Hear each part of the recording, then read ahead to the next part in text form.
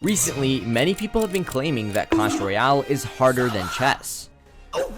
At first glance, this might seem absurd. Chess is a centuries-old game, studied and mastered by some of the greatest minds in history. There's no way it's being beaten by a silly mobile game. But Clash Royale isn't just a game, it's a global phenomenon, being played by nearly everyone everywhere around the globe. While it may not rival chess in historical significance, it's just as, if not more, difficult to master. However, before jumping to conclusions, what does harder even mean? Well, in terms of these two classical games, we can break it down into a few categories. Firstly, we have the learning curve. How hard is the game to learn? Chaturanga, or better known today as chess, emerged in India in the 6th century with two key features: different rules for moving different types of pieces, and a single king piece whose fate determined the outcome. Now, 1500 years later, the game has not changed one bit. Clash Royale, on the other hand, was released in 2016, and within the span of only 9 years, the game has seen balance changes, nerfs, buffs, new cards, game modes, evolutions, champions, and much more. As a result, players must continuously adapt to new mechanics and shifting strategies, making the learning curve more dynamic and ongoing. If you're to teach an individual how to play chess, it might take you an hour to get them to understand the way the pieces move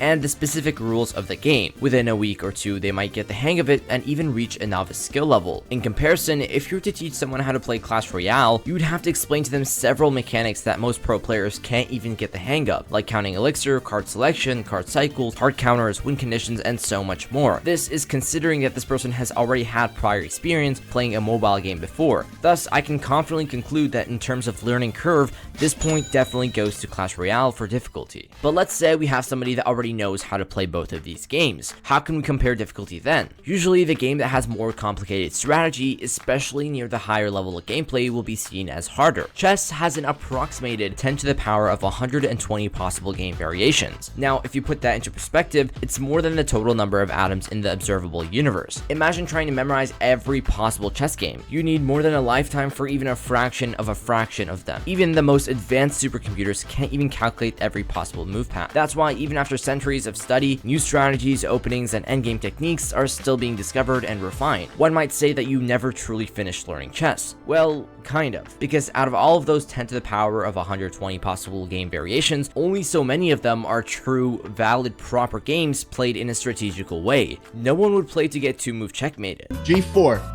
get the bishop out. I'm just gonna play simple chess. I'm just putting my pawn in the center of the board. Nothing Okay. secret. I move my. She's not gonna see this coming.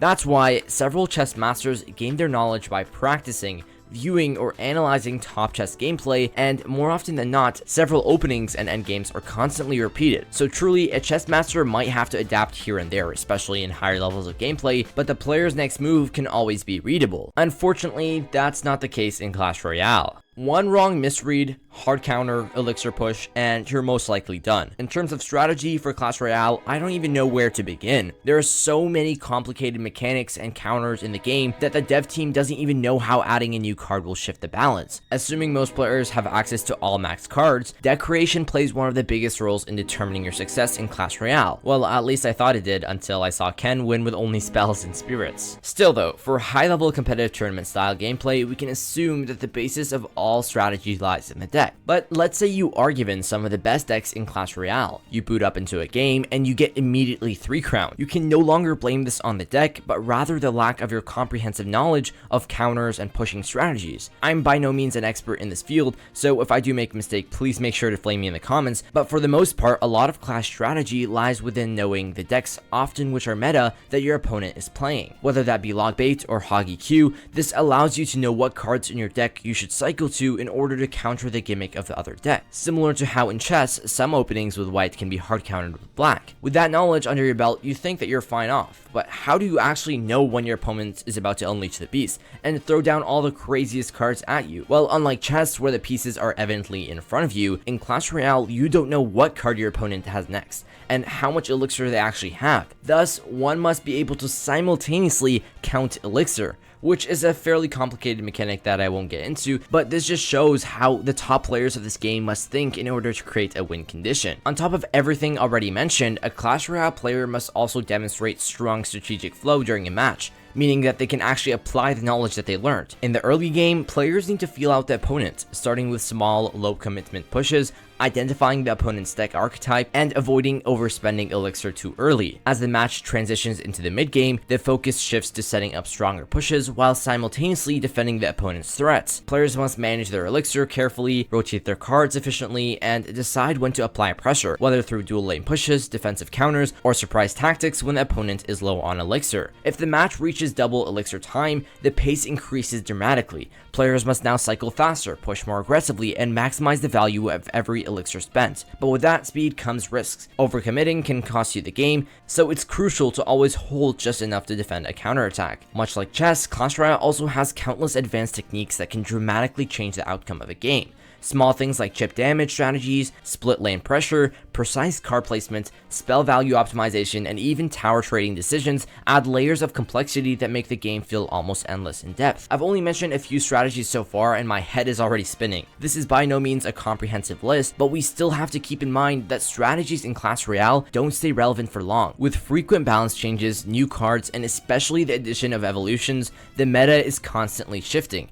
A deck that works well one season might be completely ineffective the next. You're not just learning the game, you're constantly relearning it. And for those reasons and so much more, in terms of strategic depth and complexity, Clash Royale definitely takes the point here. Moving towards a less talked about topic in terms of difficulty, we have to compare the mental stamina and psychological pressure between these two games. Starting with Clash Royale, where an average game lasts only 3 minutes with an added 2 minutes of overtime. So in terms of mental stamina, it's not really all that much.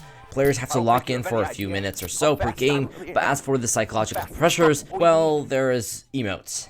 Now, third, and my God, the most important, in Clash Royale, there is twerking pigs flying around in your face. You lose concentration all the time. In chess, there is no twerking pigs. And fourth and final, in chess, there's no such thing as a hard counter. In Clash Royale, you ever played against a hard counter and want to throw your phone through a window? I have! Anytime during any battle, no matter if you're winning or losing, you can send an emote that will be displayed to your opponent and you can receive one from them. While some of these emotes can be kind and joyful, Clash Royale is known for some of its more toxic emotes like the Crying Goblin, Princess Yawn, or Pig Booty. And for those reasons, it's extremely easy to get tilted and just fold a game because you lose your mental cool. However, that's only for those players that play consistently for a long duration of time. In general, if you are playing Clash Royale at a less serious level in a public environment, it would be less likely for you to get pressured or even affected by these emotes. Now, when comparing these statistics to chess, it's quite different. In most 5-day chess rated tournaments, games start at 90 minutes plus 30-second increments for the entirety of the game, meaning that every time you make a move, you gain an additional 30 seconds. This is almost 30 times the amount of minutes you get for a normal Clash Royale game, excluding overtime, making the mental stamina requirement far more demanding. Unlike Clash Royale, where you can reset mentally after a quick 3 to 5 minute match,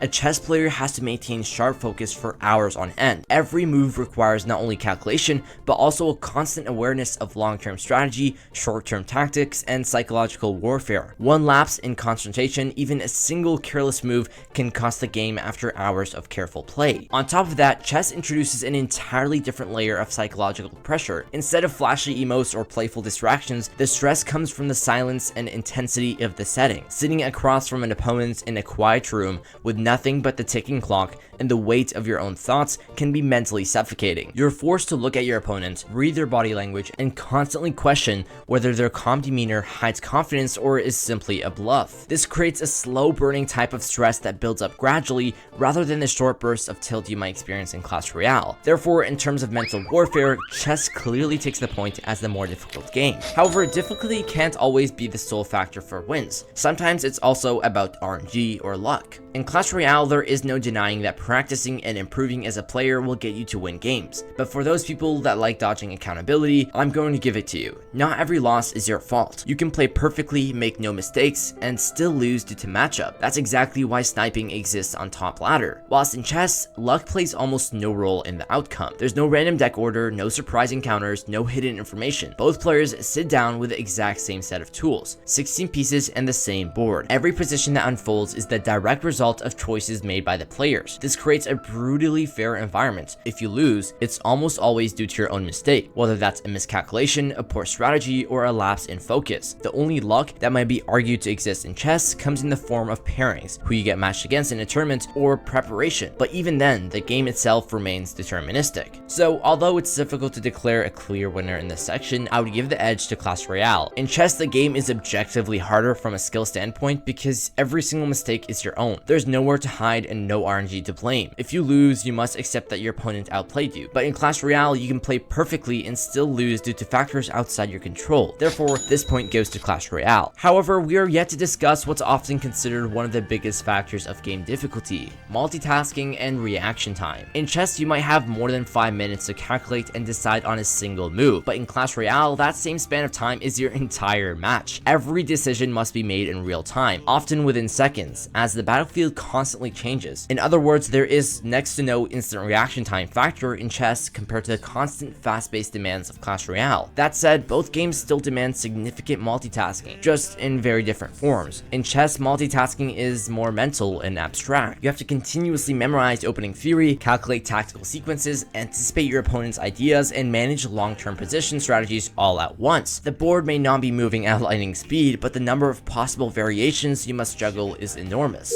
In Clash Royale, multitasking manifests in a more mechanical, time-sensitive way. You must track and count your opponent's elixir, manage your own spending, maintain card cycle awareness, and simultaneously react to their plays on both lanes. On top of that, you need to place your units with precise timing and positioning, often within less than a second, while still planning your own win condition pushes. It's a constant balance between offense, defense, and resource management, all happening in real time. Since Clash Royale pushes your reflexes and ability to process information under immediate pressure, I deem it to be victorious for this category as well. In conclusion, it's nearly impossible to crown a definitive winner, because Clash Royale and chess are fundamentally different battlegrounds. But after this long comparison, my verdict is clear. Clash Royale stands out as the tougher challenge. Its lightning-fast mechanics, layered strategic depth, unforgiving card cycles, and relentless mental pressure creates a storm of difficulty that chess simply cannot match. So perhaps it's time to admit it. Clash Royale isn't just like chess. In many ways, it has become the new chess, a modern test of intellect, composure, and resilience, played not on 64 squares, but in the heat of a 3-minute digital arena.